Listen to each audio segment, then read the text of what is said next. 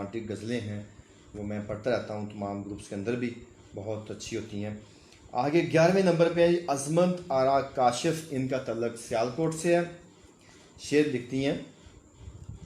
غزل تو ان کی بہت پیاری تھی، آگے شعر ہے اس کا: کرتا رہا تو نفس کو خوش ہمیں دکھا دے، کرتا رہا تو نفس کو خوش بھی دکھاوے سے صدا، کرتا رہا تو نفس کو خوش بس دکھاوے سے صدا، اب تو خدا کے واسطے کچھ نیکیاں بے نام کر۔ شعر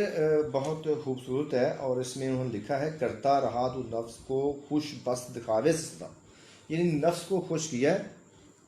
دکھاوے کا، جو بھی کام کیا، جو بھی انہوں نے مطلب کہ ہمیں وہ انسانیت کو دس دے رہی ہے کہ لوگ دکھاوے کا کام کرتے ہیں۔ تو اب وہ کہہ رہی ہے کہ اب تو خدا کے واسطے کچھ نیکیاں بے نام کر،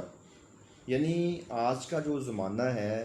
یہ ریاکاری کا زمانہ ہے، دکھاوے کا زمانہ ہے، نیکی کر دریا میں ڈال، وہ دور ختم ہو گیا، اب نیکی کر فیس بک پہ ڈال، یہ دور آ گیا۔ تو ہم جو بھی کرتے ہیں عبادت کار ہوتے ہیں تو وہ بھی ہم فیس بک پہ ڈال دیتے ہیں، ہم نے قربانی کرنی ہو وہ بھی ہم ڈال دیتے ہیں فیس بک پہ، اور ہم نے کوئی کسی کو خیرات کرنی ہو وہ بھی ہم تصویر لے کے ڈال دیتے ہیں فیس بک پہ، جو بھی ہم نے کسی کو کچھ دینا ہو، صدقہ دینا ہو، خیرات، تو جدید دور کے جو انسان ہے اس کی ریاکاری کی، اس کے دکھاوے کی کاسی کی گئی ہے کہ اس کو اب چھوڑ دے، نیکی کرنی ہے تو پھر بے نام کر، ٹھیک ہے۔ تو یہ ان کا شعر بہت ہی پیارا شعر ہے، خوبصورت ہے، ایک خوبصورت درس ملتا ہے اس سے۔ آگے 12ویں نمبر پہ رمیز بٹ، ان کا تعلق لاہور سے ہے۔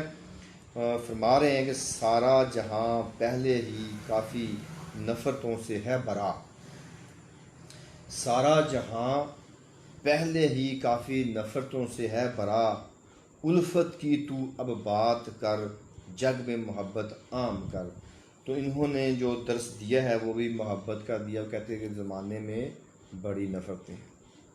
ایک انسان دوسرے انسان سے، یعنی کہ نفرتوں کے کئی ان کے پاس سورس ہیں، کبھی سیاسی بنیاد پہ ایک دوسرے سے نفرت،